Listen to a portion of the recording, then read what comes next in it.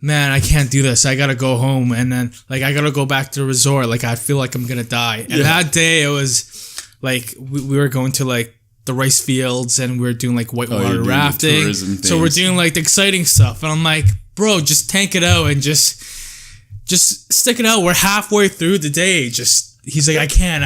I always thought that he was a pussy. That delay. I just thought he was being a little bitch. PK. All right, we are rolling. Yeah. Okay, welcome back. It's been some time since we've done one of these, and today I have another very special guest, Mr. Wesley. Thank you very much. Brian calls me Goofnation, so he is Goofnation. Shout out to all the goofs out there. Shout out to the goofs, to my 4 subscribers. Yeah. But yeah, thanks for joining me, Wes. No problem. So, yeah, actually, how did we meet? Let's start from the beginning. Yeah, I think we met through a mutual friend, right? His name was Jojo. Yeah, Jojo. He was my high school friend, and then I guess you and him worked together. Yeah, we worked together at Freshly Squeezed. And then somehow we met in Waterloo. Yeah. Once at a party or something, and then one day I went to meet Joe at Freshly Squeezed, and I bumped into you there as well. Damn, is that what happened? And I think that was how it went down. Yeah, right? And then since then, and then we started chilling in Waterloo. Yep. Like we would just start. We would party because we went to different schools actually. I went to Lou, and then I went to Laurier. He's the businessman. Not really. Try to be. Really. Whereas I was the fake nerd. I was the fake nerd of Waterloo.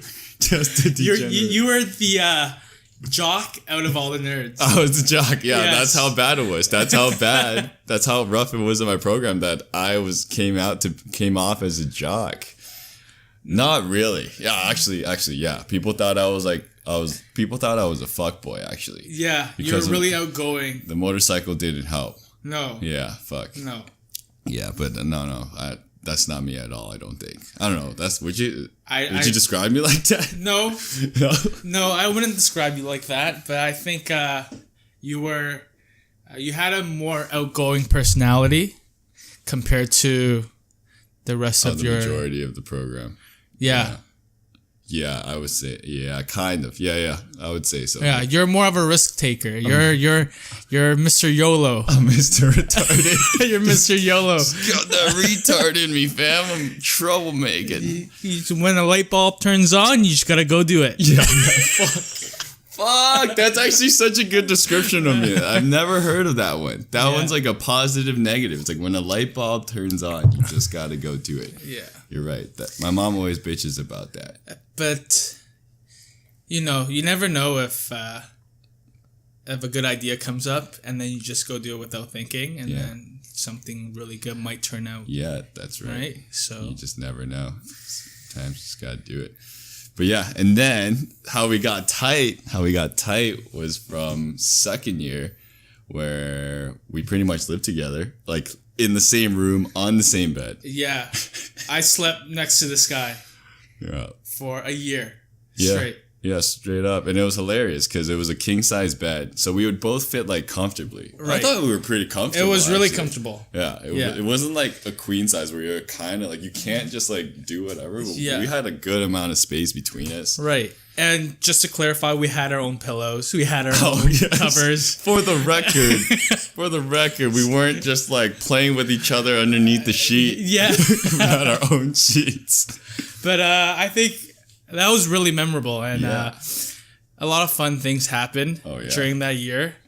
One of them, I think I have to talk about it, is when I punched you in my sleep. Oh yeah, man, Jesus! This guy was. So we would not only would he turn and just hit me, but we were both big snorers. Yeah. So we would just fucking like have a snore time. It's whoever falls asleep first is okay for the night. But if you don't fall asleep before the other man, then you're in trouble. Yeah, and when it comes to exam seasons, that's where the playoff comes. Yeah, man, that's when shit gets rough. Yeah, so many times when Brian sleeps first, Yeah. And I had an exam next day, and I'll go run to Mimi's room to sleep. And then I would snore in his room. Yeah. And wake him up. And you'd be like, Wes, what the fuck, man? I can't. Brian's snoring in our room, and fucking like I have an exam tomorrow. He'd be like, all right, fine, I don't have an exam tomorrow. And so he was nice about it. Collateral damage, man. Yeah, it was fucking jokes. No, that was a good time. It was a good time. Like that was an experience that like I'll take down for like at one point. Most people would never like bunk like that. Yeah, you know. And I think it worked out pretty well because. You know, when you start living with someone, not necessarily in the same room, but in the same house, you always have different, you know, problems, frictions and stuff like that. And I felt like we probably did have a little, but it didn't affect us. And it actually built our bond a little for sure stronger. Like, it's bound to happen. Like when you're that close in like personal space wise, you're bound to have like friction moments. We had like, well, I'm sure we had some tense. Yeah, I remember that. We had some like silly tense moments. We did? I actually forgot. I forgot what it was, but there was something. There was one time where we got mad and we whipped a lighter. Oh yeah, I think I vaguely remember this. Yeah, vaguely remember this. Yes. And just like silly things where you get like mad and then there'd be like awkward silence and then it would be fine after. Yeah, like, we'd like, yeah, I'm sorry, bro. I'm sorry. It's cool. Yeah. But I think like those moments is what makes your like relationship stronger. Right. Yeah. So I got something I want to say off my chest. Yeah, that's great. So, you know, I've been in like the restaurant industry for a little while. Yes. Today I went to this sub restaurant to pick up dinner. Mm-hmm. I was the only one in there. And then something weird happened, and I'm just going to tell the story. All right. I ordered my sub. The girl that was working there had to open the microwave to put my bacon in there. And then all of a sudden when she opened it, she paused and saw something in there like, what the fuck was this? And I got thrown off a little bit because instantly I would think that someone else left it there overnight and she didn't realize it. So then she took it out, put my bacon in, and started heating it up. And as she was peeling my ham, all the ham fucking just was stuck together. What the fuck? Okay. Yeah. And then like it was just like you know how it's split up. It splits, right? Yes, and you just place it on the sub. So she would try to peel, and half of it would get stuck. Will get stuck on the rest of the meat, and only partially would come off. Oh, it would rip! It would tear. It would tear. Okay. And that just made me feel like, you know, the ham would stale or something like that, because that doesn't necessarily happen to processed meat. And I asked her, and so I looked at the meat, and I looked at her, and I asked, "You guys aren't so busy during the weekday, eh?" She looked at me. She's like, "Yeah, we're pretty slow." I'm like, "Fuck! I better not get food poisoning from this." Yeah. Yeah, man. So, and you ate it still. Oh my god! See what happens. This is why Wes, his nickname I give him is Goof. He just like ends up in these silly situations where it's funny because like you handle it very funnily, and in like these situations like it's classic you. Yeah. It's like these situations that it wouldn't occur to like your everyday person. Like, you came in with Mr. Sub, and I was kind of wondering like, wait, where the fuck is there a Mr. Sub here? It's actually right across from your condo. Are you fucking serious? I never even knew that. I know there's Gal Sushi, St. Louis, and then like it's in the McDonald's Plaza. Oh, okay, yeah. Over there. There's like pizza beside it. Man, yeah. I had no idea that existed, and nor would I ever go to Mr. Sub. Nor do I know anyone else that would go to Mr. Sub besides you. Did I say it was Mr. Sub? I saw it. It was Mr. Sub. Oh, okay. Why? I don't want to give just random restaurant. Oh, it's fine. Oh, my 4 subscribers, like they're okay with the man. They're cool. Well, cool. Since the dirty laundry's out, man, the business owner's got to do something about that. Oh man, I don't think it's. I feel like that is out of the business owner's control in terms of traffic, because your traffic is so shit that your perishable food items are just getting rocked, because you probably have an expected demand, and but you have your deliveries coming in. Like, would you adjust your delivery coming in? I think so. You have to control your inventory, right? Yeah. And when it comes to processed meat like salami, Yeah. Black Forest ham. That has a pretty long shelf life. Yes, they do. Processed meats are So now, like, thinking even deeply into this situation. How many years has it been in there? I don't know. Exactly. I do not know. Could be months. Could be months. Yeah. Yeah, it could be months. Yeah. As long as there's no mold, they're like, yeah, fuck it, just leave it. Yeah. Oh shit. Shit. I think you'll be fine, man. I think just I'll keep be fine on drinking too. more of this whiskey. Yes. Yes. Cool. But that's what I wanted to say. Oh god. It's classic Goof. Yeah, so no, I haven't seen you in a while, man. Yes. So Goof is very unique. He is one of the only people I know that experienced and started off in the corporate realm, experienced the entrepreneur realm, and back into the corporate realm. Yeah, I wasn't really thinking about going back into the corporate realm. Mm-hmm.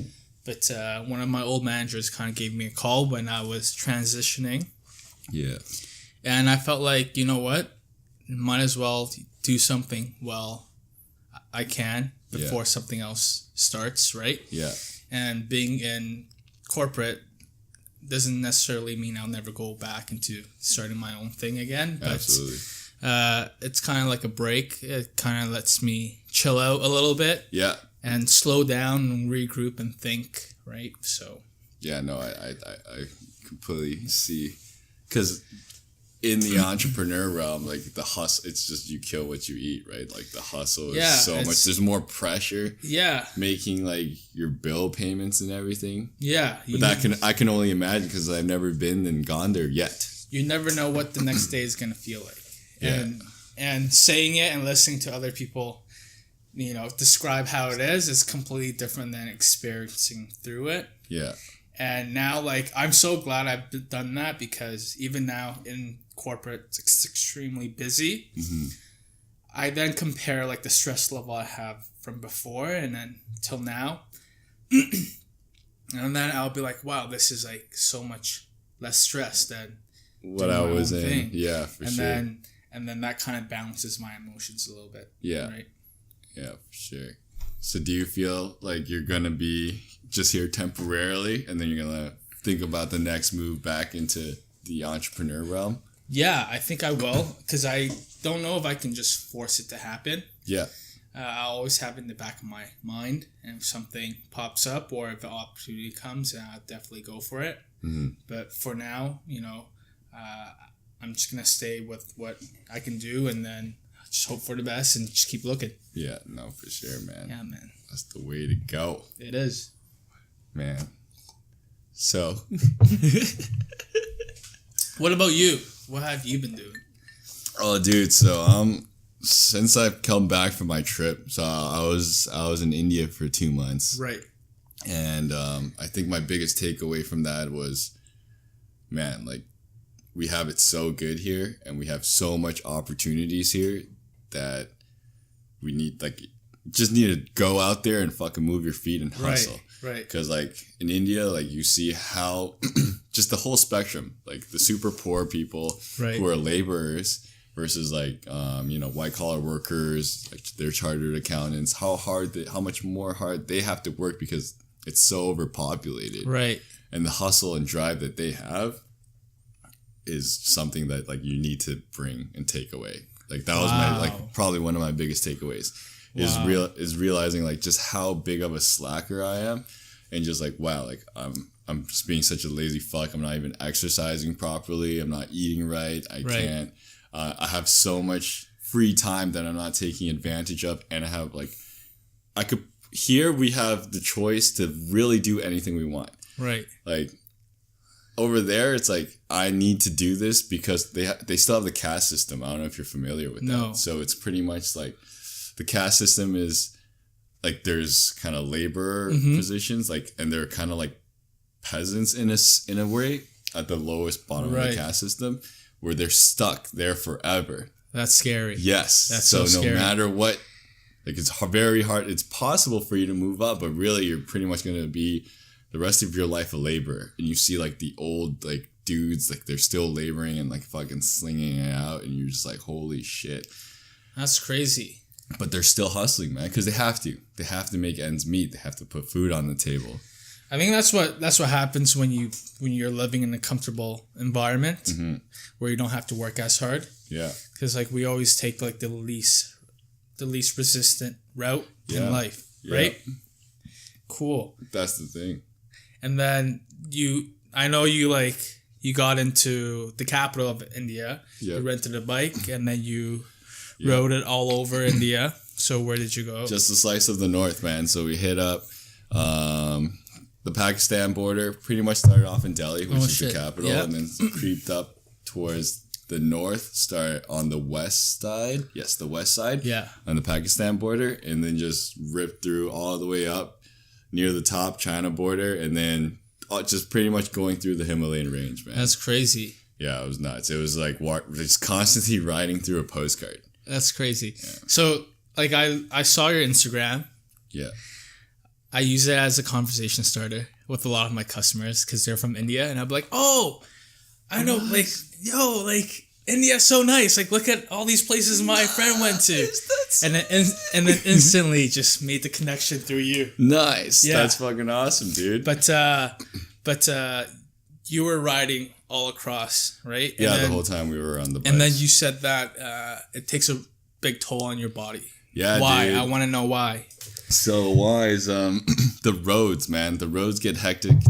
So multiple factors. First of all, Indian, regardless of whether or not you're on a bike, it's gonna take a toll on your body. Whether you if you're in this, especially if you're in the city, the pollution levels there are at such a high, just at the most unimaginable level. Right. Where you just can't even see you obviously can't see the sun. You don't even know what the hell is going up. It's just smog. It's just smog and dust. And there's a lot of chemicals and different metals in the air, and I have a cotton lungs. I stopped smoking, right? So that really fuck with my shit. Oh. As well as the riding part, the roads, man, and the traffic. So the traffic is crazy. They just don't give a fuck about. They have no regard for human life. That's just how they all drive. There's lanes, and they're in pretty much those lanes don't really exist, and it's just space, and if there's space, I'm gonna be in that space. So it's just constantly grinding, and then it'll be a truck, a frickin' a bunch of scooters or bikes, and then tuk-tuks, and then there'll randomly be a fucking cow on the fucking highway or something. And you can't do anything about it because it's a holy animal. Cows are pretty much gods there, and they just do what the fuck ever they want, and everyone just has to stop and watch the cow or move slowly around the cow. That's so funny. Because we're what happens if you kill a cow by mistake? Yo, bro, you probably get stoned by the villagers. I don't know. Who knows? We didn't fuck with the cows. You probably wouldn't get out of there. Yeah, alive. Exactly. No. You get. But what about if there's a state of emergency? If there's a state of emergency and you kill a cow by mistake? No, how are you gonna get around the cows? How are you gonna get around the cows? Dude, you gotta go what about the ambulance and people actually whip the cows to go faster? Yeah. Sometimes you can do that. Yeah. Sometimes there were cows in the way, and then you see someone just smack its butt and you're okay, move it along its way. Oh, that's so interesting. Yeah. And then I heard from my clients that in India, there's the people in the capital from people in the south are very different than people in the north. Even just their personality, everything. Yeah. It's just features. Similar to China. You go from state to state and it'll be vastly different. They would actually speak in different dialect. They would look differently. Eat totally different foods. Some might be more Muslim than Hindi. Yeah. And when we went to the north side, there was actually much more Tibetans. So they looked more like Mongolian people. Okay. And the food they ate were more Chinese, which is dope because honestly, my palate just can't handle Indian food every meal every day. It's too heavy. It's too much for me. It's very strong. Yeah. It's potent. Yeah, it's potent. The spice. Yeah, exactly. So it was very overwhelming. So that was another very overwhelming thing. That the was food. Challenging. Yeah, especially getting food poisoning on the third, on the fifth day. Oh, you got food poisoning? Yeah, just shitting my guts out. That sucks. For all evening. Don't you feel when you get food poisoning, you literally feel you're gonna die? Mm-hmm. Is that what you felt? No, that's what I felt when I got heat stroke, which was worse than food poisoning. Heat stroke is when your internal organs overheat. Yeah. And like literally I lost all my fucking motor skills and I was just getting rocked. That sucks. Speaking about food poisoning, like our friend Wayne, PK Wayne, he got food poisoning in Bali and he was like, man, I can't do this. I gotta go home and then like I gotta go back to the resort. Like I feel like I'm gonna die. And that day it was like we were going to like the rice fields and we were doing like whitewater rafting. So we're doing like the exciting stuff. And I'm like, bro, just tank it out and just stick it out. We're halfway through the day. He's like, I can't. I always thought that he was a pussy. That delay.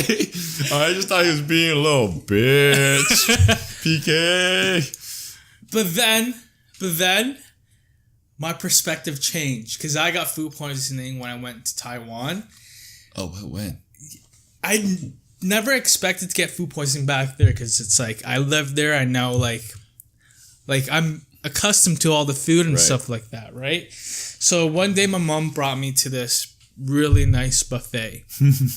It's like Las Vegas level type buffet, and we were eating there, and they had all kinds of seafood. They had crab, shrimp, everything, and then I think it was oysters. I saw my stepdad eat a raw oyster. It was huge. It was probably like the size of my palm. Shit, yeah. It was huge. And he ate like 3 and he was like, you have to try it. It's so good. And my mom's like, no, don't try it. Like, you never know what's going to happen. I'm like, bro, mom, you gonna learn. Your son ain't no bitch. Yeah, that's my mentality. And I'm like, oh, I eat oysters all the time and it's never happened. So I ate one. Dude, it was probably like the best oysters I ever had. Yeah. It was so good. It was so good. Like, usually you want to eat smaller ones because they're more sweet. Yes. The texture is better. Yeah, you think the bigger ones lack the quality, right? Yeah, but it was like the smaller ones on steroids. It was so good. Like, it tasted so sweet. Yeah. So I had one and I had second one. Dude, I was dying the next 3 hours. Oh, fuck. In the next 3 hours, I was like... Cold sweat. I had no energy. Like, I was pissing through my asshole. That's what it was. Yeah, bro. Like, anything I drink, anything I eat, it just came right out. Yeah. Like a fucking sprinkler. Yeah. Yeah, it was so bad. Yeah, dude, food poisoning is no joke. Yeah, I literally felt like I was gonna die. Did you puke? At one point I was sitting on the toilet. Taking a shitty? Because I can't control my body. Like, my body was just all numb. So as I was throwing up, like, shit was coming out of my ass just nonstop. Yeah. To the point where, like... Did you make the save? Yeah, no, I had a bucket. Okay. I had a bucket in front of me, and I was sitting on the toilet. I don't know. Classic Goof would be puking in the toilet and shitting in the bucket. That would be pretty good. But no, but why would you do that? Yeah, it would be a mistake. It would be like a bad call. You just like, all of a sudden you feel liquid like rolling down your leg and you're like, oh fuck, better get the bucket there, but I'm already vomiting, so I can't just switch like that. So you would have to just like... You would just have to, well, logically you would switch, but if you're like really fucked up, who knows? Yeah. That would be so funny. That would be fucking... That would be hilarious. I would just jump in the tub and just start shitting. Yeah. So...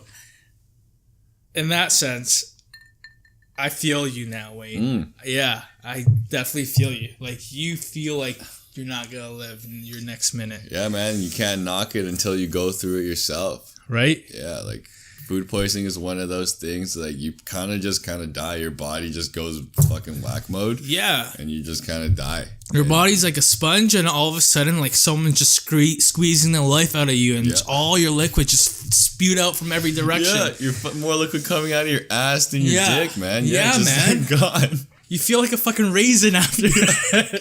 Just dehydrated. Just need some Gatorade and coconut water stat. Right? Dude, no, food poisoning is hard. I have a friend, EJ. She was at like Uniqlo. Yeah. I think she was in Japan and she got like fucking food poisoning there. Yeah. And she was like the tour guide for her family. Right. And then she just started felt like she needed to vomit and she couldn't hold it down. Yeah. She started puking at Uniqlo. Like, yo, wow. I would hate working at that location. Just get rocked. Right? So, yeah, no, food poisoning is fucked. It's so fucked. That was the first time that it's ever happened to you then? Because that bad. Like, I would have, like, diarrhea for the whole day. Yeah. And just get mad stomachache. Like, but nothing severe. Nothing where I felt like I wasn't going to survive the next day. Like, I literally thought I was going to die. Damn. Yeah. Damn.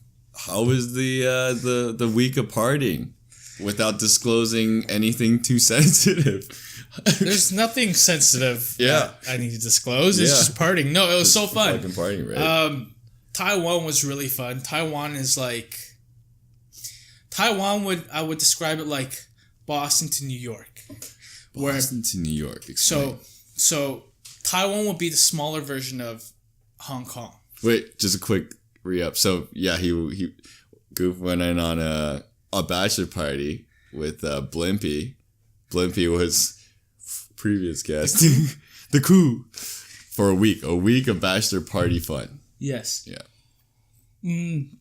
Yeah. So it's like Taiwan is like the smaller version of Hong Kong. Like things are less popping, but still popping, still city-like. It's less expensive, and there's both of them have Chinese people in it.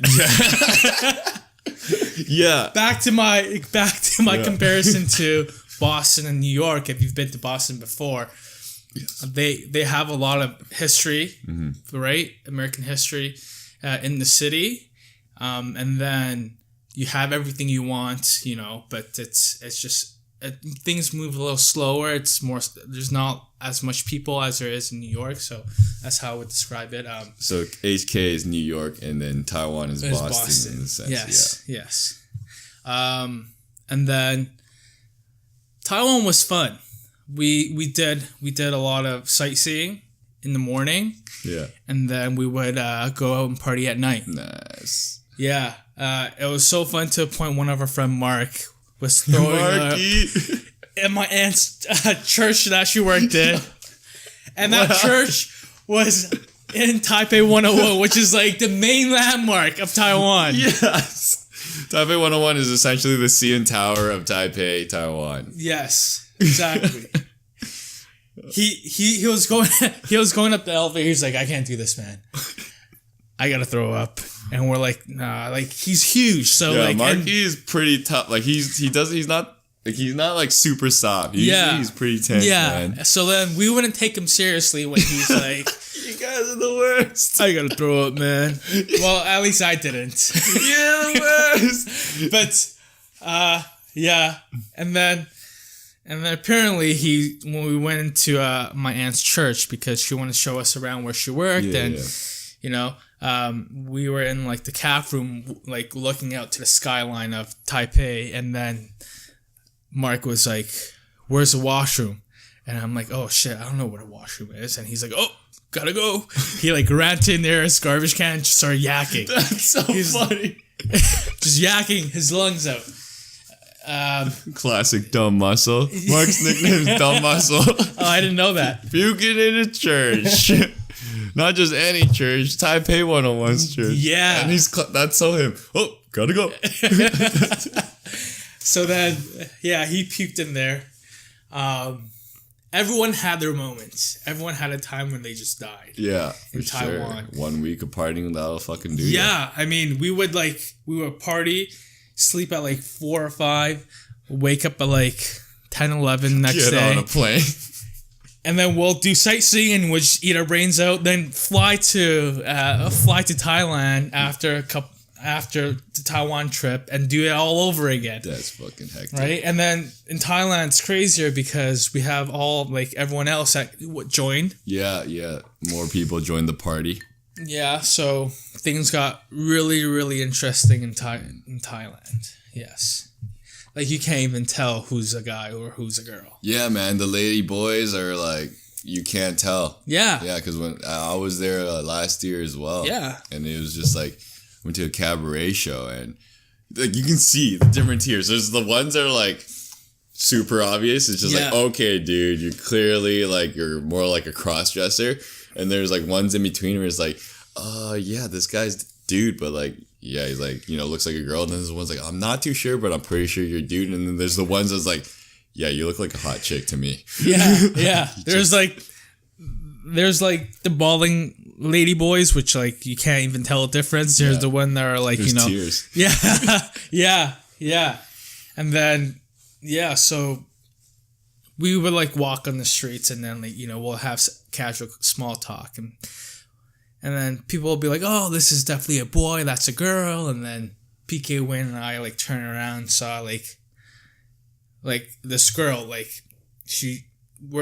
this girl's gotta be a girl. And then, like this one's definitely, because like, you know, they all stand or like they'll stand on the roads, right? Like all of them would just stand there. I don't know what they're doing there, but or they're just hanging out. They're probably just hanging out. Yeah, who knows? After work. Yeah, and then PK and Wayne and I would be like, oh yeah, that's definitely a girl. And then all of a sudden, someone turns out and they were like, look at her feet. Oh yeah, dude, she's 5'2" with like the slimmest frame, and then when we look down on to her feet, it's like, shit, she's wearing like size 15 heels. Like it's crazy. Like you wouldn't even tell like if her legs are cut off. Yeah, you definitely would think she's a girl. Yeah, man. It's that crazy. Yeah, I know. When I was a trip, it was like the biggest, because you would always automatically think, nah, I can tell. Yeah, I can tell. But then like once you go there and like physically like see for yourself, you're just like, yeah, you're like totally. Yeah, bro, you look hot. Like hats off to you. Like you're looking straight up hot chick, man. Yeah. Like, So yeah, that was the trip. Those jokes. Yeah, that was the trip. Man, that's sweet, man. Yeah, no, unfortunately I missed that because I was in India at the time. Otherwise I would have went. Yeah, you should have came. It would have been crazy. It would have been nuts, man. The food was so good. Oh my god. No, we're all raving about it, man. Fat Cam was just raving about how much I fucking missed. Yeah, the pad thai in Thailand is incomparable or uncomparable. Yeah, it's just on another level, right? It's uncomparable to what you eat here. For sure. And we have some of like the best food, like international foods. In Markham, so GTA, like we have a lot of solid Thai places for sure. And even downtown too, right? Yeah. So it was definitely an eye opener. Yeah, it was cool. Yeah, that's sweet. Yeah. Who's next, man? Who's next? Who's gonna get married? We don't know. We don't know yet. Drum roll, I guess. On to the next. It's so fast how like all our friends are slowly getting married one by one. We're getting to that age. Like I don't feel like we're in that age. I still feel like I'm 21, living in university. Like same, man. My maturity is still of a child, man. I know. I just don't understand. Like, dude, we're fucking 26, 27. Yeah. We're pushing into our late 20s now. What are we doing? Like, we're getting married. Motherfuckers having kids out there, getting married, settling down, adulting. That's what it is. You're planning on getting married and having kids. Yeah, right? I definitely am. Okay. Yeah. Speaking about adulting, I was helping my grandma mow the lawn yesterday. Oh, nice. This is why I didn't go to ball. Oh. I've been slacking because, you know, we were so busy like the week before and then, you know, and all that. So I didn't really get a chance to mow the lawn. Yeah. We got this letter by the city saying that our grass was too long. So I had to. Yeah. Fuck, how long was the grass? Like this long? That was a little longer than that. Oh shit. There was only there was patches that were like that long. And then it would fall over? And some of it was shorter. I don't know. Maybe it was the weeds that grew a little longer than the grass, but apparently they give out like awards for people that keep their lawns really nice. Yes. I had no idea. Do you get fines if you don't? I think if they give you a couple warnings and you still don't cut it, yes, you will get a fine. What the fuck? But that's your own property, isn't it? Yeah. That's not. At the end of the day, it's still the government's. There you go. Fuck. So I was mowing the lawn. And all of a sudden, I heard this big crack. And then like the whole thing just shut off. I felt like I was gonna die because the thing was gonna explode. Oh, the mower. Yeah, the mower. Sorry, the mower. The branch broke. the mower. Yeah. And then like, I moved the mower away, looked at it. The blades are completely fucked up. Oh, shit. So I'm like, oh, fuck. I probably, like, mowed over, like, a root or something from a tree, or I don't know what it is. Yeah. I was looking, a fucking hammer was in my lawn. Oh, fuck. It was probably your own, too. Yeah, it definitely was my own, because it was in the backyard. And then I'm like, dude, grandma, like, in my head, I'm like, come on. You've been telling me to mow the lawn for the past 3 days. At least, like, have the common courtesy to take the freaking hammer away, not place it in 3 feet high grass. She probably on did. the lawn. Did you place it there? She definitely placed it there. Why would a hammer just lay in my backyard lawn? You know what? Maybe Anyways, she forgot it there and the grass grew over it. She definitely did forget it. Yeah. So I almost got killed. I'm like, dude, like, what's going on? I gotta tell my grandma. Yeah, I gotta tell. This lawnmower was bought 2 months ago from my aunt. It was brand new. I used it twice. So you know how, like, old people are stuck in their own ways? Like, it's hard for them to change their habits. And, yeah. And my grandma's probably, you know, she likes to do what she wants. And, you know, she doesn't have, like, she just lives day by day, like any other grandma would do. Yeah. But she's also very stubborn. So, I brought the hammer in, well, pieces of the hammer, and I'm like, Grandma, why didn't you move this away? Like, you knew I was mowing the lawn. The lawnmower broke. Like, I was legit, like, petrified because I tried to start the thing up, and it was so imbalanced, like, it was shaking. It was shaking, like, ridiculously, like, crazy. Oh my god, you actually totaled it. It was totaled? Yeah, it was totaled. Like, it's definitely, like, the bearings inside is, like, fucked. Shit. Yeah. So I went in, I'm like, I showed her the pieces. I'm like, Grandma, this was in the lawn. Like, I'm mowing the lawn. Why'd you do this? She looks at me dead in the eye, so serious, and just said, where was it? What, Grandma? Where was it? I'm cutting the lawn. Like, she just acted dumb and pushed all the responsibility away. I'm like, obviously it was in the lawn. I mean, I'm mowing, and that's anyway. That's fucking. Well, that's what happens, man. With old people, they're just they can pull the senile card every fucking time. Yeah, and you can't do shit about it. Yeah, I almost lost. Imagine, like, that thing flew out and hit my legs. My shin would be. Yeah, it would have been severe, but it didn't. It didn't, so it was all good. So. And now it's a funny story to tell. Yeah, it's a funny story to tell. Yeah. That could be part of your bit. That definitely could be part of it. That could be part of your bit. Just gotta twist it up a little bit, and then. Yeah, no, even just the whole thing, just like down his butt. Look at me, Tanner. Where was it? God damn it, Grandma! Hey, Grandma, come on! Common courtesy. Just take the hammer away from the lawn when I'm mowing it. Yeah. I guess that's just one of those things you need to accept. You can't really, like, get too frustrated or stressed out or pissed about it. You definitely can't. You just laugh about it. Yeah. Yeah. And just take notes and turn into a joke. Yep. Right? Exactly. Yeah. Have you been working on what you're gonna throw down in your 4 minutes? No, I've been waiting for you. You said you haven't started. Yeah, I started. I'm starting. Yo, I actually have a spot at Absolute Comedy at the end of August. I don't know if that's gonna be too early. No. It's just for me. Oh, because okay. I signed up. Okay, cool. Because it's like a random sign up. Yeah. And I was like, I got back, and you sign up on like the first Tuesday of the month, and I'm like, wow, you didn't ask me? No, it was a random call.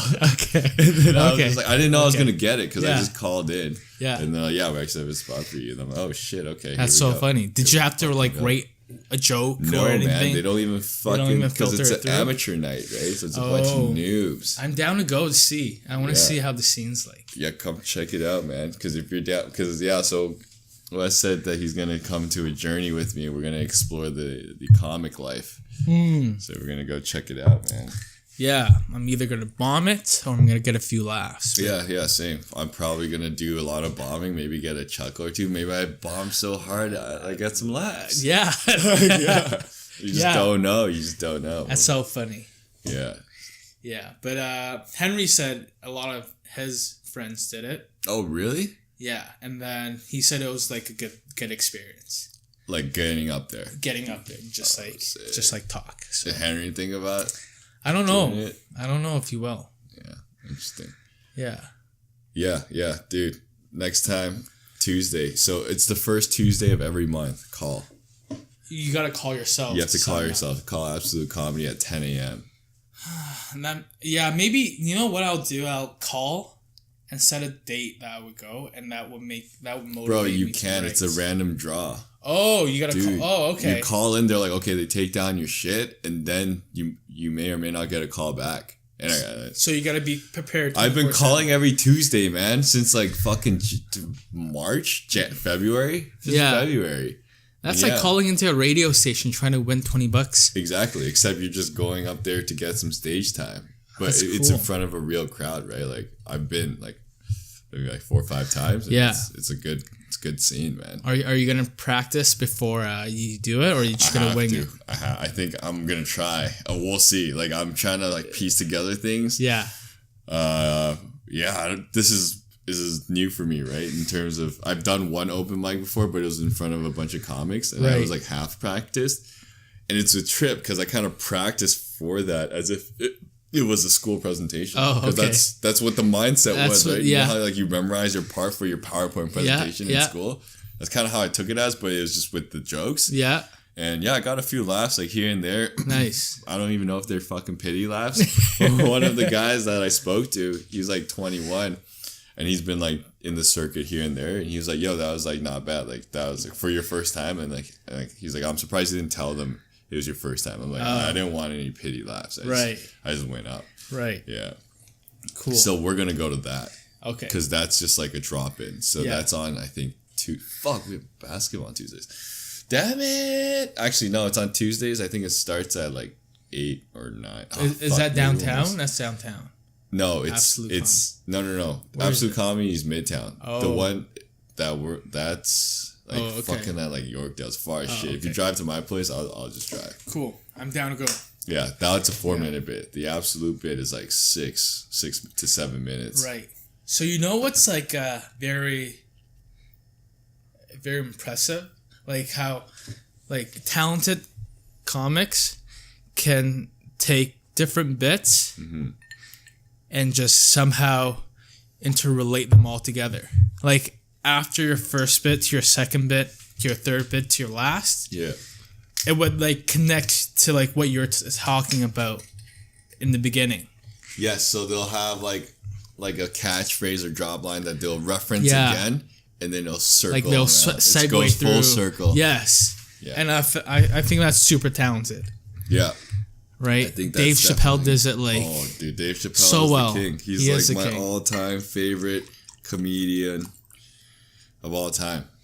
Yeah. Yeah. And he can brag about being the king, and no one would argue about it. Yeah, I'm sure there's a lot of other greats like Kevin Hart, for example. He's good. He was dope, but at the same time, I think his stuff got a bit more cornier. Yeah. It was more of his personality rather than his. Yeah, it was his personality and playing off of like his size and everything. And then the production got so big because he blew up so... Like, I think he's probably one of the highest paid comedians / actors, right? Because he's smart. Yeah, he's a businessman. Yeah, so he made mad money. Yeah.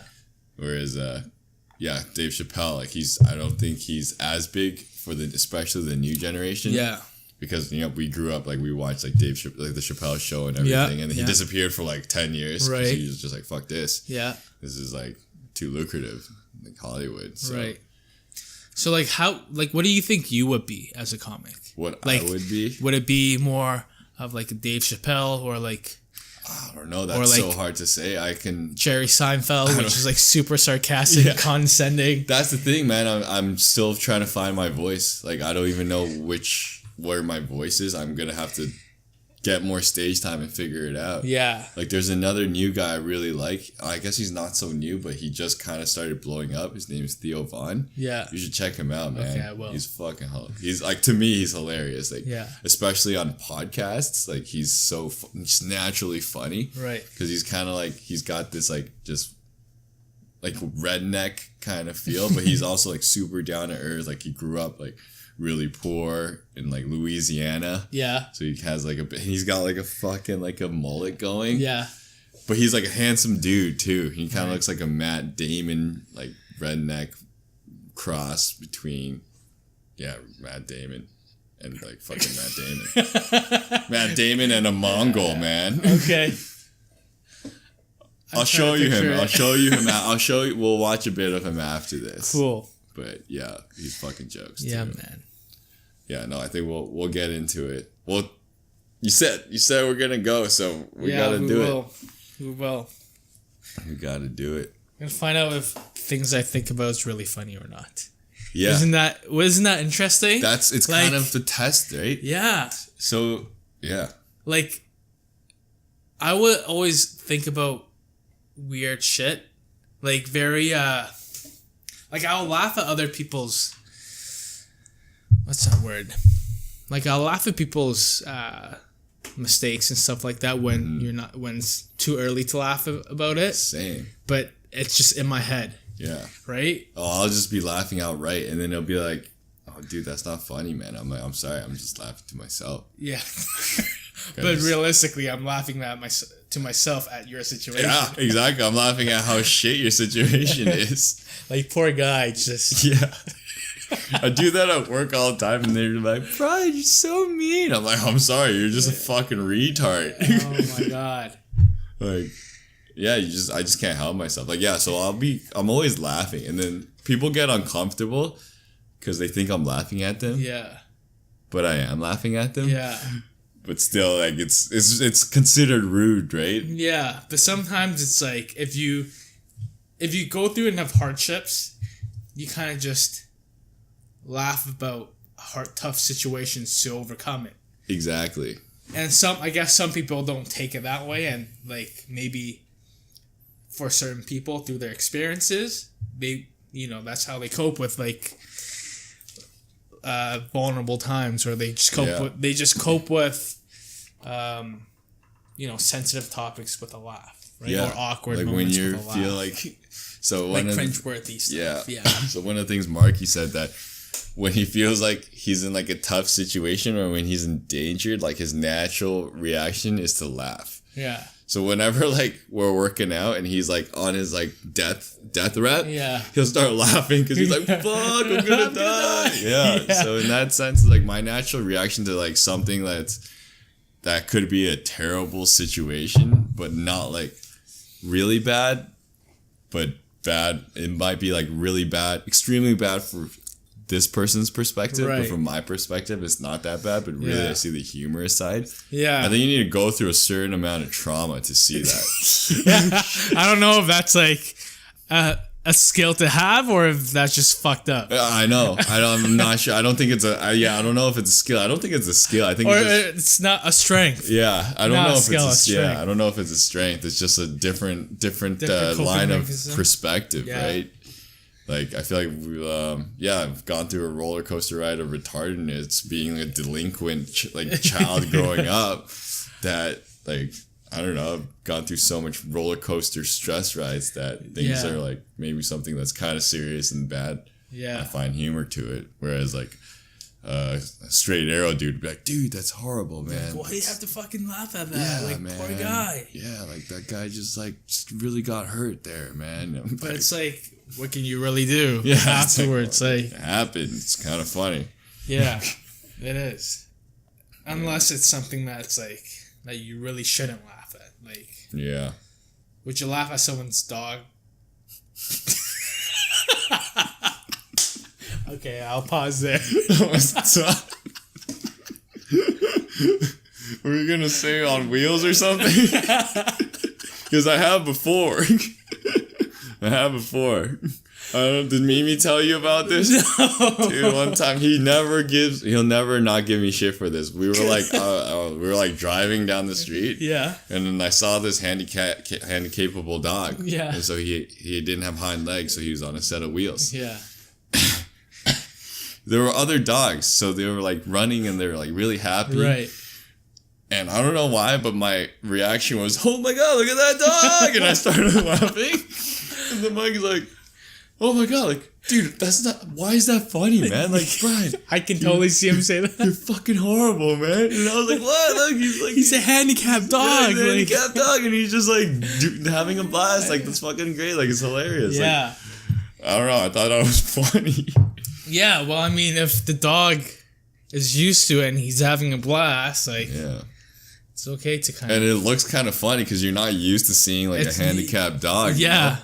Like on the street, it's like how many times have you seen a dog with wheels on right. a wheelchair? Yes. Wheels. That's real life. Yeah. How many times you see that in person? Right. Like just like that's freaking like jokes, holy man. shit! Like you're laughing at being mind blown. Yeah, than anything else. exactly. Yes. But most people would just be like, "Yo, you're a sick bastard. Like, what's fucking wrong with you?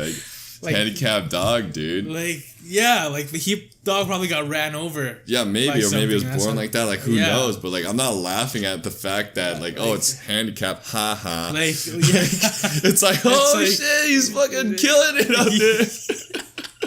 Yeah. He's still keeping up with the non-handicapped dogs. He's flying through the herd with just 2 legs. Exactly. Yeah. Just ripping it. Yeah. Oh. Yeah, man. Good shit. It is some good shit. Fuck. All right. I don't want to drink too much. I don't want to be red on camera.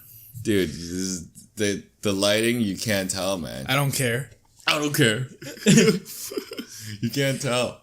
You're not even red at all, though. Like, zero. I can feel it. You know what it is? Asian glow is like, you can start feeling your ears heat up. Mm-hmm. And then all of a sudden, like, your eyes feel really, like, droopy. Oh, wow. And then your face just, you feel like your face is giving off so much heat. And then when you know it really kicks in is when, like, it's hard for you to breathe a little. Like, you can feel your heartbeat, like, oh my God, pounding through your chest. So that's what it is. It's not just like... Yeah, I know. You know... It's literally like getting...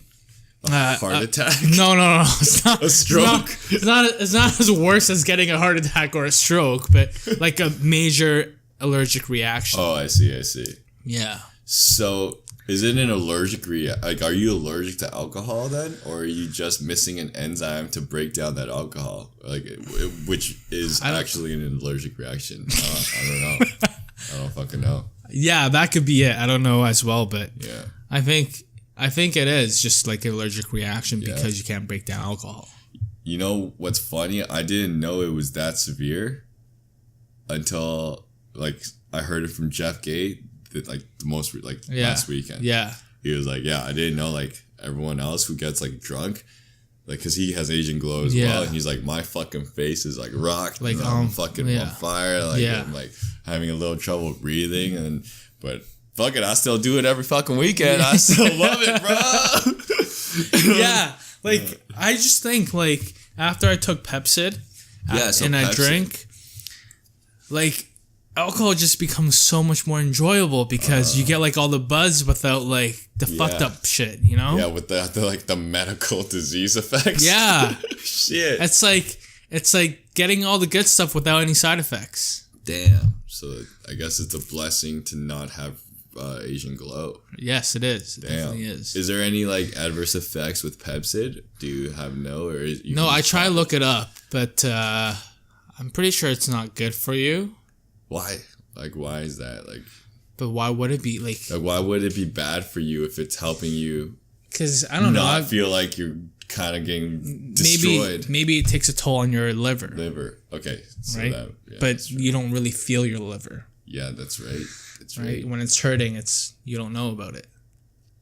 But there's no articles that says you know, taking Pepsid and drinking alcohol is going to kill your liver 20 times more than just drinking alcohol. Someone needs to look into that. Yeah, there should be a study done because half of the Asian population relies on this. Yeah, half of the Asian population relies on Pepsid at corporate events in order to look like a normal human being. Yeah. Hey, man. Or any Asian sales. Are you okay? Because that's the first question. Is like, bro. Are you okay? Yeah, do you want some water? Yo, man, you look like you're really fucking like, oh, dude, I'm just allergic, man. I'm fine, man. I just had half a beer. Yeah. Dude, that just reminded me of the time we were at Easy, And then we were going ham that night for some reason. I don't even know why. And then we're like, yeah, we gotta drink this. And then like Wes was like, nah, I'm not want to do this. I'm done. And we're like, no, don't be a bitch. Throws it back and then just vomits it all out. Projectile vomit in front of the fucking bar. And then we're like, oh shit. And then we get kicked out. But luckily, because we're Asian and we all kind of fucking look alike, we're just like, Wes, we have an idea. Take off your blazer. And then they won't recognize you. Because that was how they like marked you. They're like the guy with the blue blazer with the fucking brown elbow patch. Like, take off your blazer, we'll hide it somewhere, we'll get back in. And it worked. Yeah, and funny enough, before that happened, I don't know if you remember, I tried to switch, I think, a shirt, or Larry just wore my blazer. Yeah, so Larry wore my blazer, and I tried to go in without my blazer, and then they looked, and they were like, oh, yo, man, this guy, Larry, you can't go in. Yeah. He's like, what the fuck? I didn't do anything wrong. Yeah. So they definitely identify me through my blazer. For sure. They can't recognize us, man. We all look the same. That's why we were all 19 when we were 18. We just used everyone else's IDs. Yes. When we went clubbing. Yeah. It was a win because white people just can't tell. Suckers. And also, puking in front of a bar was fun before. Yeah. Yeah, not anymore. No. Too old for that shit. Yeah. You just get glares. Yeah, you just get like the fuck you do? Fucking Therith right now? Is this guy fucking Therith? L. This guy's fucking gross. This guy needs to handle himself. Yeah. Whose mans is this? Who is this? Like, he needs to go live under a rock again. I gotta say, I've never experienced that yet, maybe. Yeah, man. And I hope not to, but... Dude, fuck, man. I haven't puked in like so long until my birthday. Really? Yeah, no, man. you puked... The last time you puked was when you were drinking with Eugene. No, someone else. My birthday. Oh, your birthday? SC Club, when it was a surprise Lambo destruction. Right. Had like 4 Lambos. I've never seen you that fucked before. I've never been that fucked before. Yeah, people had to carry you out. Yeah, I lost my motor skills, and Mark had to carry me into bed. Yeah. You're like a dead starfish. Mark and Witz had to carry. Yeah, dude, I was fucked. Yeah. I was so fucked. It was bad. It was so bad. But it was like... I was yelling at the server, apparently. Yeah, you were awake and alive dancing, and then the next minute when we were going, I saw people carry you out from the washroom, and you were just dead. Like, it was just a light switch. Yeah. Turned off. I think when I'm like super fucked, and once I sit down, it's over. It's fucking over. Like, this happened to me 3 weeks after. We went to like Love Child, and fucking Jerry popped the bottle, and he just kept on pouring it down my throat because I wasn't driving. Right. And I just got destroyed. And once again, fucking 3 weeks later, fucking Mark and Wendy carry me back into my fucking bed. And that's so jokes. Puking my guts out. And then after that, like, I was fucked. I was like, my liver is not okay. I need to chill for a bit. Yeah. It was bad. It was fucking bad. Yeah, that's interesting how, like, you can get fucked every single night during university in your early 20s. And then now, like, after just 2 or 3 years, like, you can only get fucked once every month. Maybe. Dude, once a year. Or maybe once a year, yeah. Once a year is like, you just don't want to get fucked ever now. Yeah, because then, like, just thinking about the recovery time. Yeah, you're dead for, like, the next 48 hours. Ain't nobody got time for that, right? Bro, we don't have that bounce back. We don't bounce off the pavement like we used to. It's fucked. You gotta put a lot more energy into other stuff than drinking. Yeah, like hustling. Yeah. Yeah. So I started reading. Oh, nice. Started reading, dude. Nice. I was like, fuck, I need to start reading. And I crushed my first book I crushed the book while I was traveling as well. What book was it? It was, I forgot the name of the book, but it was the book that Dave Chappelle recommended. It was A Pimp Story by Iceberg Slim. No. Did you not watch his Netflix special? I did. Yeah. The one where he's sitting on a bar stool and he's like fucking... I watched it all like 3 times. Like a lot of times, like when I watch Netflix, I'm binge watching or either I'm doing something while I watch it. Oh, okay. And I don't like, for me, I just don't remember. Like I remember bits and pieces of like a show, or like a stand up or a movie, but I can never like remember all of it. Maybe I'm just stupid. No. Me too. I know what you're saying. I'm the same. But Yeah. then like certain pieces, like I will like very well remember. So like when Yeah. he started like reading out this book, and he's like, I like really recommend check out this book. And I was like, fuck it, that's gonna be the next book. Nice. And yeah, and I managed to like finish it cover to cover. What is it about? It's about the biography of this pimp called Iceberg Slim. In like just right after I think World War II, so like 1940s, 50s, where he's trying to hustle and make it as a pimp. Yeah. And it's like fucked up, man. Really? Like oh yeah, dude. Like how he needs to like treat women and stuff. It's nuts. Like he has to like get True them story. to a certain level. Yeah, it's a true story. For them to, I guess, perform at what they do. Yeah, for them to like hum for scratch, which is like go out there, hustle, and hum for money. That's fucked. Yeah. Like That's some management skills. Yeah, it's crazy. It's like next level kind of like manipulation. Yeah, and it's they love their pimps, man. Like, and then they're willing to go out to sell their bodies for them. that's like brainwashing. Yep. That's literally brainwash. That's starting a cult. Kind of. Did you watch Wild Wild Country on Netflix? No, I haven't. Dude, you gotta check out Wild Wild Country, man. Shit. Yeah. Is it the same thing? No. Wild Wild Country is about... But just like a country version? No. Wild Wild Country is actually about this Indian guy, kind of actually, but they're kind of like a sex cult. Okay. To a certain... allegedly a sex cult, too. So, it was about this, like an Indian guru who everyone called Osho. He ran like an ashram, which is like this place, this community, like in India. And that community got so big that he actually moved it to America, to like fucking Oregon or some shit. And he pretty much built his own town crazy. Like from scratch to a degree where, dude, that fucking town that he built called like the Sannyasin town or whatever. Yeah.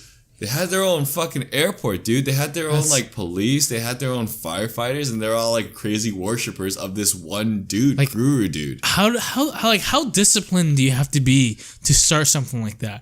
If you think about it, you have to get everyone aligned, a whole friggin' town aligned. Everyone followed him religiously, like to the insanely. Yeah, insanely. Like worshipped him as if he was a god. Yeah, he would make a hell of a CEO. Yeah, he made so much money. He had like 20 Rolls Royces. That's crazy. Insane. Like you cannot tell one story to one person and tell another to someone else. Yeah. He was like every word that he says has to be calculated to like make everyone praise him. Yes, exactly. It's not catering for a person, it's catering to a mass group of people. And how do you do that when everyone has different opinions? I have no idea. Like for some Barack Obama can't even do that. To a certain degree, he like. Oh well, yeah, right? Relative because that's like how he won more than 50%. Yeah, was like, yeah, I'm with you, man. Yeah, and that's more than 50% of America. Yeah, because now the population. Yeah, I derped out. Yeah, yeah, because the population of America is so it's big, man. Bigger than a town. Yeah, so he was able to access or like get an outlet and draw a lot of these like white people from America. Like one of the people were like. It was this lawyer, like this very well-established lawyer who was like a partner of a firm, and he like quit his job to become like a worshiper. So do you know what his elevator pitch was? No idea. His elevator pitch, he was like Gandhi essentially to them. Like they just worshipped him because he would say, like he would have these speeches where he rambled. So he was a good public speaker. Must have been. Yeah. Damn. 100%. Yeah, you should check out Wild Wild Country. That's crazy. It's pretty nuts. That's one hell of a sociopath. Yeah, to a certain degree. And then like you go from side to side because you're like, yeah, like just let them do their own thing. Because at the same time, once they moved to America, like the people that lived in that town originally were like, what the fuck is going on? Like there's these like crazy radical like weird people. They all dress in red too. Oh, red and orange. Yeah, head to toe. They only dress like red or orange. So they just look like a crazy cult too. Yeah. Yeah. In addition to apparently they just ran their town. Wow. Did a bunch of weird like exercises, like worshiping, meditation, and had a lot of like orgies and stuff. That's crazy. Yeah. I didn't watch that. Yeah, but you know what I watched? I watched a lot of Jerry Seinfeld's comedians in cars getting coffee. So good. That's one of my so favorite. good. You like it's so enjoyable watching them speak their mind just on a normal basis. Yeah, so you get to see them like it's not prepared. Normal. Yeah, it's you get normal. To see them as a human being, like how they are, and some of them they're still pretty crazy, man. Yeah, and like how they see the world and how they interpret things is insane. Yeah, like I guess you kind of have to be like. I guess one of the strengths for comedians is how observant they are. Yeah. You know, it's like how they observe things to such a granular degree, and they're able to like translate that into something funny or into just stating the obvious that many people see, but no one's ever said it. Mm-hmm. And then once you say it, it's like, yeah, that's kind of funny. Yeah, that's true. They'll state something that's obvious, but they'll make it very funny. Yeah, exactly. So that's one method of like comedy, like one style, like a style of being funny. There's so many different styles. Yep. That we gotta work on. So we gotta get hammering, man. Yeah, man. I don't know what kind of comic or what kind of comic do you think you would be? Approach I would. I kind of have a picture of in my mind of the style that you would be, but I'm not gonna tell you. Why? Because I don't know. It might just be like you might feel like, oh, this might be it, but that might not be your voice. Like you have to find it yourself. I think to me, like, I notice a lot of things that other people don't notice, or maybe I notice it, I don't voice it out. Other people notice it as well. But I think I'm very observant. Like I see a lot of things in detail. Yeah, I would say me as well. And then maybe I'll just be like observant type. I think all comedians have to be an observant type. That's kind of like a general one. Right. So then everyone is observant because they're stating something that they observed that they might think is funny, or they're stating something that they observe that everyone else has also experienced, That's which true. is what's relatable. And even if it's not relatable, other people might have observed it or can picture it happening. Well, yeah, people did say that, like, I tell stories very funny. Yeah, you do. So maybe I'll be like a Hassam Minhaj type. Just like telling, yeah. So I think you'd be able to tell like a normal story, but then your voice and your style of yourself, that's very you, makes it funny. Like your tone. Yeah. Like your tone and like you have natural goof aura, which is why you're so goofy. Yeah. And if you're able to like send that through the mic, like that's gonna be pretty funny shit. Yeah. Man. And everyone at the branch says I have a very loud voice. Yeah, you can get loud, dude. You can get loud. So that's the other thing, like, because my voice is like, I don't know if I'm loud. Yeah, you're loud. I'm loud. Yeah, I think you're loud. Then I must be loud because you're loud for sure, as established. The thing is, like, you never know how loud you are yourself. I know. I don't think I'm that loud, but everyone says I am. So now I'm like, fuck, maybe I am really loud. Yeah, which is fine. Yeah. Which is a strength. Yeah. It's always better loud than quiet, especially in the realm of comedy, I think. Right? Yeah, this conversation, I think, is going to a direction where we might just become comics. Yeah, that's my dream, man. That's my dream. It's my dream. Really? Yeah, that would be a dream. That's always been my dream as a kid. But I was so forced into a path that, I need to go get my post-secondary, like, it just didn't seem like it would ever be a possible career. It seemed like a hobby at most. Right. But it seemed like it would be impossible. Like, I don't know if it was, I don't know how it was painted like this.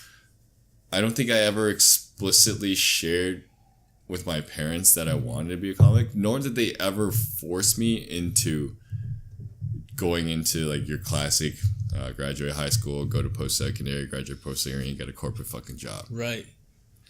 But yeah, no, they never like really truly forced that onto me, but it seemed like they kind of brainwashed me into the sense because that's the path my brother did. Yeah. And that seemed like the right path, and that seemed like the path that everyone else was doing. So it was like, okay, that's going to be the career that I'm doing. But honestly, like, no, like the dream would be to do something in more of the creative realm for sure. I didn't know. Oh, really? Shit, yeah. I didn't know that this was too much whiskey. I didn't know like this was like your Michael Jordan dream. This is my Michael Jordan dream. To be a comic. This is my Michael Jordan dream. Like it's complete opposite for me. Like I've only recently picked up comedy, like North American comedy. Yeah. In the past couple of years, like I'll watch stand up here and there. Yeah. And then when Netflix kind of like took off, that's when like I like there's so much stand ups available for me, and then that's when I start watching it, I understand it. Like I see a science behind it. I think it's clever, and then I got interested into it. Nice. So that's me. But I never thought like I want to be a comic, or like it's never been an idea until now, like recently. And then you asked me like, why don't we try to do like stand up?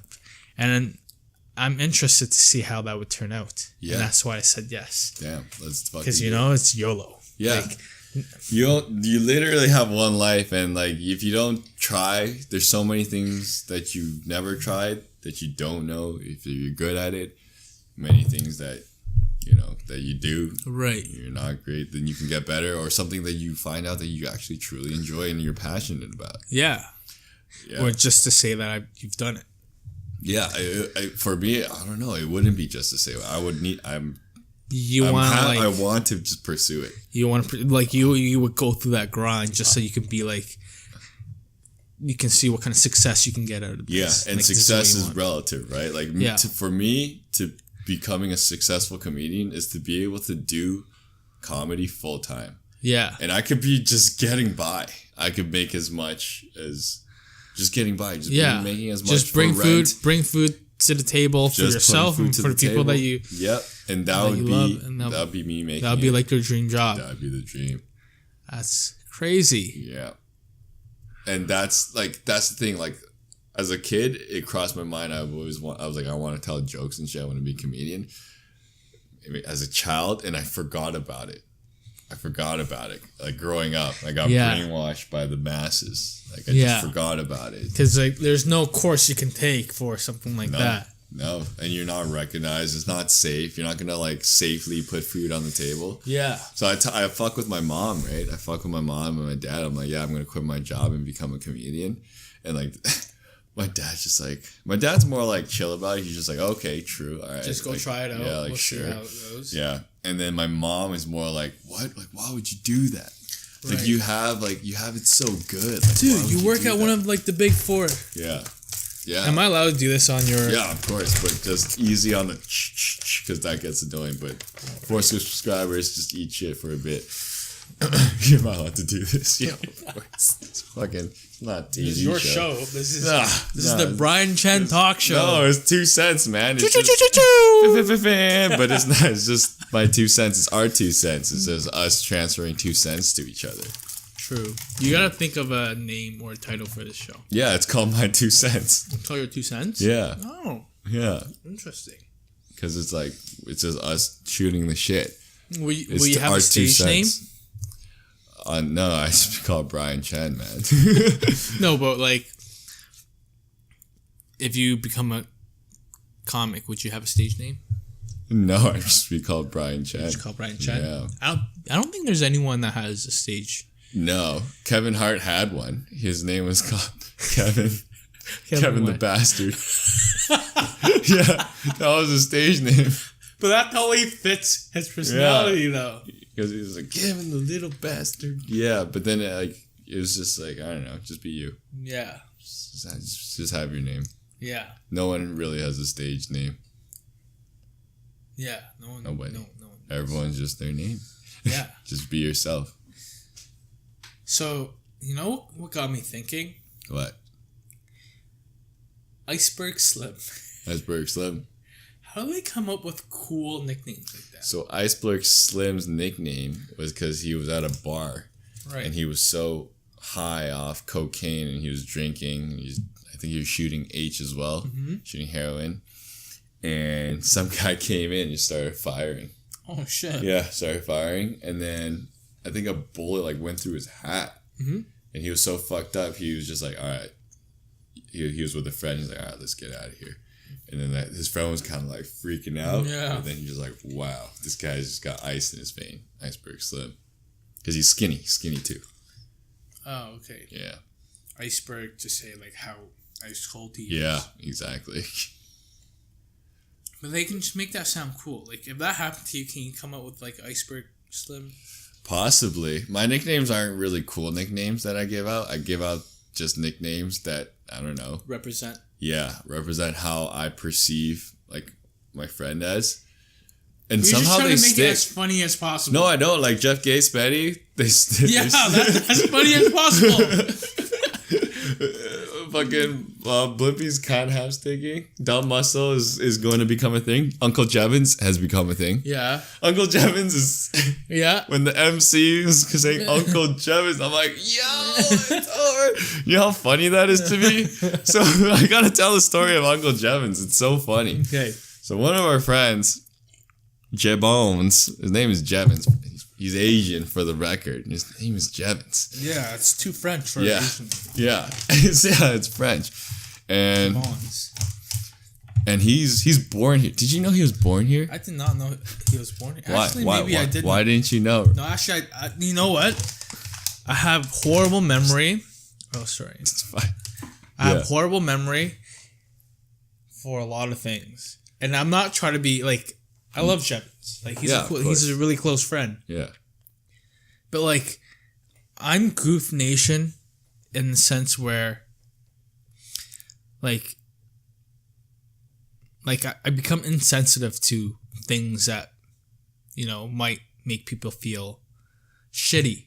Mm-hmm. But I'm unaware of that because that doesn't bother me in the sense. Yeah. Or maybe, like my personality isn't to care about those things, but I have a weird personality in the sense where, I don't know, maybe I'm just a little weird. Yeah, you would care about things that most people wouldn't care about and then not care. Yeah.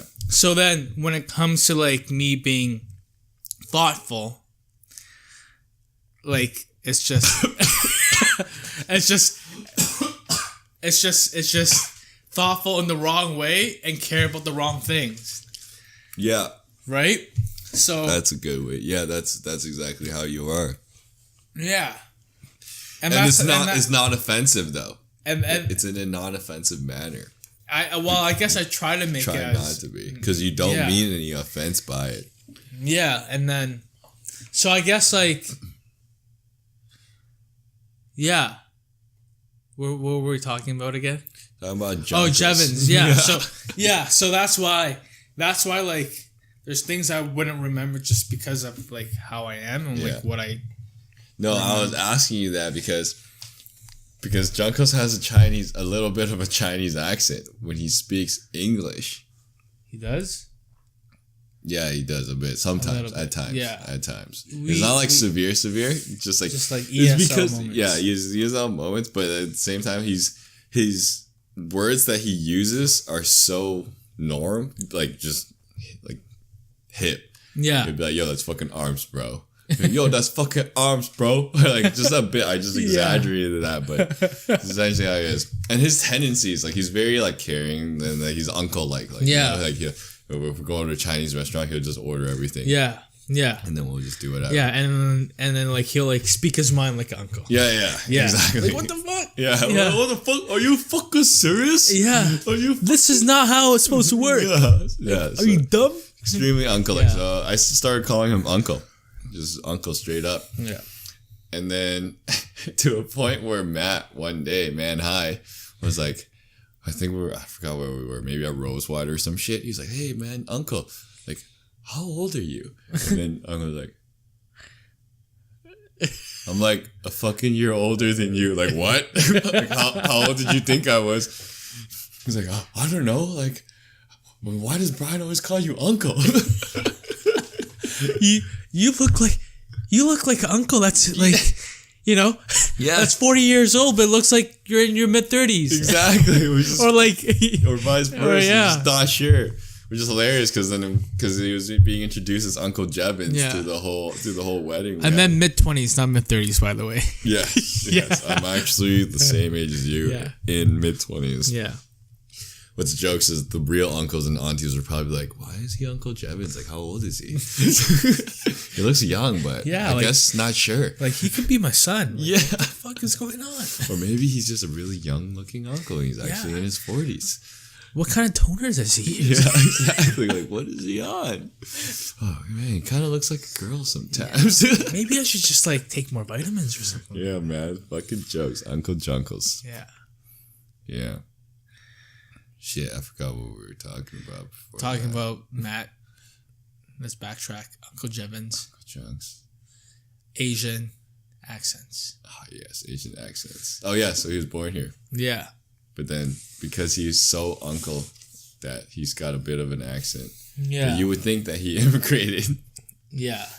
He can totally pull off that. He can totally pull off as, like, coming here in his middle school or like high school, like grade 6 or something. It's because he's so well versed in Chinese. Yeah, man, his Canto is just boom. It's just popping, like exactly. Like, I swear he can do stand up in like Chinese. He can do stand up in English. He can do stand up in English too. His brain just works like really fast, just like in terms of like talking. I don't know. Actually, I asked him to do this potty, my 2 cents, but he bust out. Why? I don't know. He was scared he was going to be stuttering through or something. And I was like, dude, you're going to be fine. No, it's because like he talks. He would go on like spiels. Yeah, he'll go on like a rant. Yeah. But that's fucking hell. That's just how it is. It's fine. Maybe he just doesn't want the rant to be recorded. Yeah, possible. Yeah. But you know what? You should actually get him to do it. I think you should do it too. I think I'm going to slowly, this is like my game plan. It's just to slowly just like get all my friends to do one of these with me. And then just be like, dude, you have to do it because everyone else did it. Yeah, no, not like that, but yeah, essentially. Because like, well, only if you're down. I'm not going to like randomly like trick you into doing one. I'm going to be like, hey man, do you want to come over and run like one of my silly podcasts or my little talk thingy-majiggers. Yeah. But yeah, the most like zero deadline one was Blimpy. Like he came over to like pick up something, and then I was just like, oh, you want to just do a potty? He's just like, well, I don't really have anything to talk about, but sure, I guess. And then we banged one out. It was like 11 p.m. It was jokes. Cool. Yeah. Okay. All right. I think we'll wrap it up here, man. Once again, we're past. Thanks again for coming. Goofnation.